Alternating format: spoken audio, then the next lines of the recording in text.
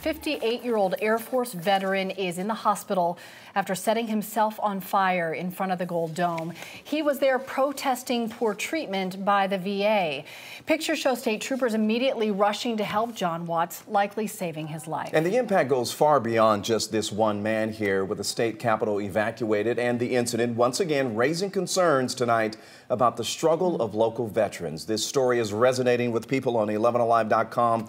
It's been our top story all day long. More than 53,000 people watched you, Cheryl, anchoring our breaking news coverage earlier today on the 11 Alive Facebook page. Many are asking why more is not being done to help our veterans. So tonight we have team coverage for you following the response and what we know about the veteran and his condition this evening. So let's start with 11 Alive's Doug Richards, live outside the state capitol. Doug?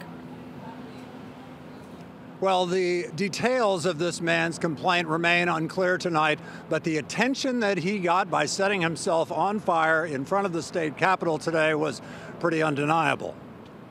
My pleasure now to introduce Natalie Dale. Natalie. A block from the capitol, a burst of explosions interrupted a news conference. Behind the majority of fatalities, injuries, and incidents on our roadways.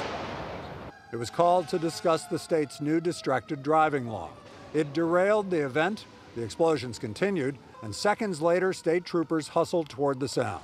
So did 11 Alive photographer Bruce Mason. We are not in a safe spot. Get back that way. Yes, ma'am. A block away, state troopers spotted a man outside the front steps of the state capitol. You heard the explosions that went off.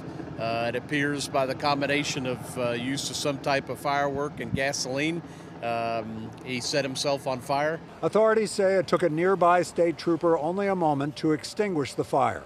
But they also feared there was another explosive. They evacuated the capitol, including a school group. Oh, it was definitely a sense of urgency. We were at the House of Representatives, and we were asked to evacuate, so that's what we did. The GBI used a robot to examine a car the man abandoned nearby.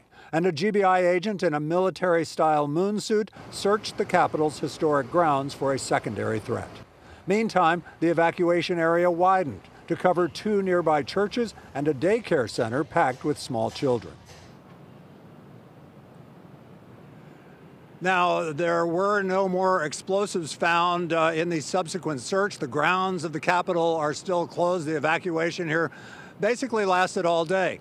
There are lots of state troopers who work inside this state capitol. However, the state trooper who actually saw this, the first state trooper on the scene who actually deployed the fire extinguisher, was visiting from Thomasville, Georgia.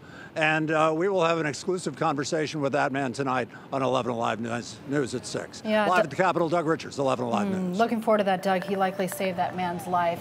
11 Alive's Caitlin Ross continues our team coverage live at Grady Hospital, where the veteran is being treated tonight. Caitlin, state troopers told us he was talking and awake at one point. What do we know about him and his condition this evening? Cheryl, right now his condition doesn't look good. The last report we got was burns to 85 to 90% of his body. He's being kept under guard here at Grady Hospital right now, being treated in their burn unit. We know that he's an Air Force veteran, but we don't yet know when he served or what his rank was. Police say it was clear he was upset about how the VA had treated him, and he did this in protest. He was alert and talking to officers after that Georgia State patrolman used a fire extinguisher to save him. That's when he was rushed here to Grady. He's under guard over there for observation. The car is still parked on the west side of the Capitol. The entire Capitol Square is shut down as a crime scene. A new study from the VA just found that the vast majority of veteran suicides are people who did not have access to VA health benefits. So tonight at 6, we're digging into those numbers and what they mean for our veterans. Reporting live at Grady, Caitlin Ross, 11 Alive News. All right.